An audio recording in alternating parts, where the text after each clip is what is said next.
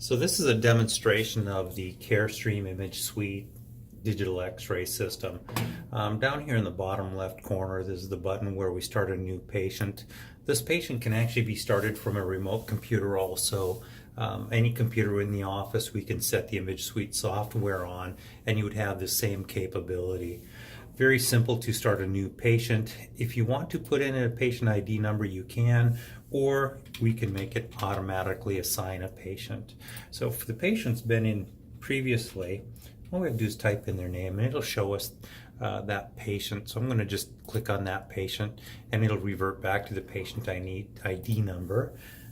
Type D for doctor. Okay. It already knows the patient age. We would have been able to put the patient's date of birth and it would automatically figure the patient's age for us and gender. Very simple to set up a procedure. Click on the spine. Now here's the different areas of the spine to choose from: cervical, lumbar, thoracic, coccyx, sacrum, whatever you want to set up. I'm going to click on cervical. Actually, I'm going to click on lumbar. Let's click on lumbar since that's what we have our model set up for.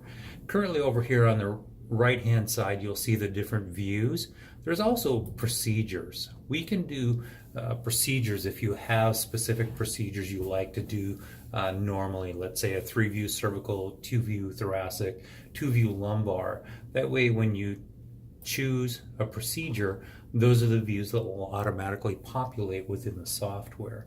At any time you can skip or add more views if you choose to during the exam.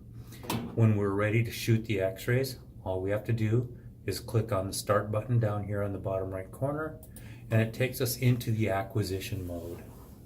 I'm going to choose our panel. Our digital x-ray panel is currently on. Up here on the left hand side you'll see the two different views that we've previously chosen.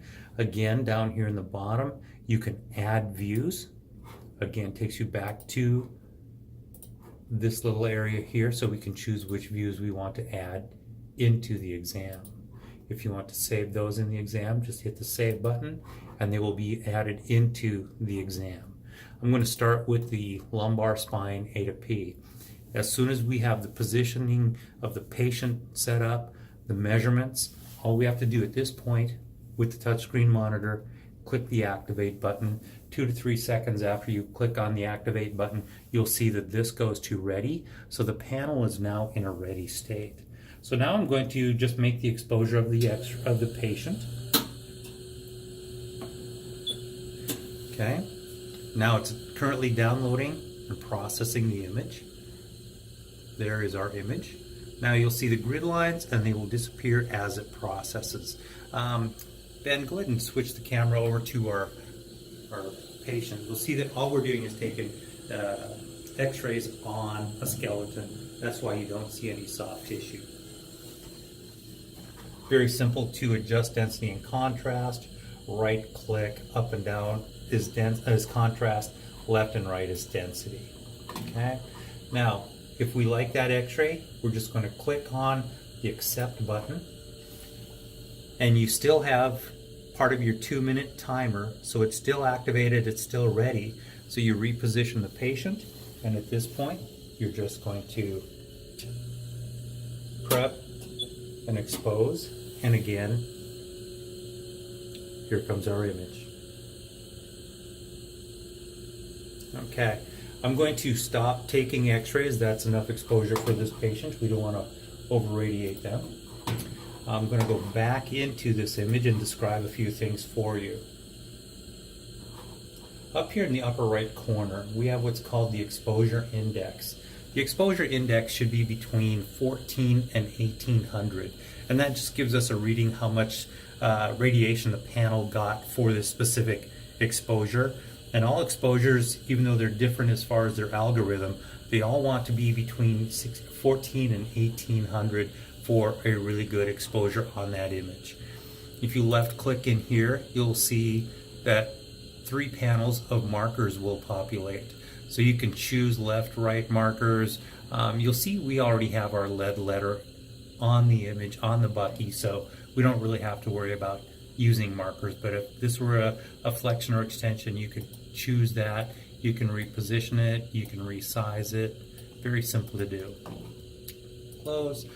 There's quite a few other tools built into the acquisition, such as rotation and flipping of the image, a couple of different zoom tools, a magnifying glass, the ability to recrop the image. We also have the ability to come in and customize the algorithm so you get the sharpness, the detail, the contrast and density that you want every time we take an x-ray. At this point, I'm going to consider our exam of this patient finished. So down here in the bottom left, we see End Study. End Study will close this study and will take us back to the next study that is open, but we're not going to work with this patient. Okay, now the ImageSuite WebPACS software, I'm going to run through that very quickly for you also. You'll have a desktop icon for it, but you can also access it through this software, WebPACS. Okay. If we maximize this, when it comes up, you'll notice that there's a couple of different pages for us to actually work with. It'll always populate on work list query from this workstation. And here's our patient that we just took x-rays on. But with the rest of the computers in the office, you can use the web appointment. The web appointment is where we can create orders, and you'll notice this looks exactly like what we had previously gone through. So remotely you can put patient's information in, you can tell it what x-rays you're doing. When you're done setting up the patient, you hit the save button, and at that point that patient will be listed here in the exposure module. I'm going to go back into this screen here. Work list query, this is where you'll be able to see your patients and be able to use any of the annotation tools available. Click on the patient's ID number, and here's our x-rays. We have a bunch of tools up on top. I'm not going to go through all of them. Undo, redo, reset, again, markers, cropping. The main tools for chiropractic purpose are going to be listed over here on the right side. Here's George's line. Here's the 4 different pelvic analysis tools. So like on this exam that we did, if we wanted to do the Gonstead analysis, if you click on it, it actually gives you a point-by-point instruction on how to actually do the I'm sorry, I kind of messed up. So here's a redo button. Sorry, redo. You also notice I was able to shrink this, but we can keep it open also and go through the procedure. I'll do this very quickly.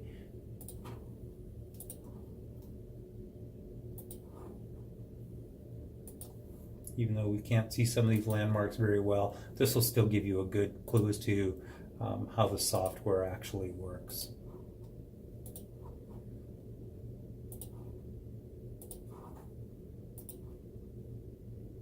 And there's our complete Gonstead analysis.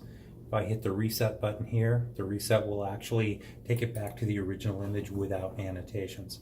So there's 4 different pelvic analysis tools. We have 5 different Cobb angle tools. 7 very basic tools: angle, an arrow, circling around an area of interest, marking spots, a line segment, text, and a gravity weight line for just vertical axis. We also have measuring tools. Here's the ruler, a normal lateral cervical curve. Here's an upper cervical tool, center mass with atlas plane line. Here we have line ratio. This is vertebral compression, which will measure in percentage compressed disc or vertebral body, an extended line, and last but not least, we also have lumbar curve. Here's 4 different image positioning tools: flip horizontal, flip vertical, rotate counterclockwise, and rotate clockwise. This is also a free rotate, so where you can rotate it to a specific angle. Here we have some other really nice tools: measure from horizontal. If you want to do an analysis of of the pelvic region without doing the full Gonstead analysis, these are very easy tools to use. Left click and hold, you'd be able to measure from the iliac crest down to the bottom of the ischial tuberosity, or you can also use it just to measure the difference in height between the iliac crest or the femoral heads. Very easy tools. Next one down would be measure from vertical, and that's what we would use for measuring the cervical forward head translation. And then we also have horizontal deflection, which is only an angle measurement from perfect horizontal.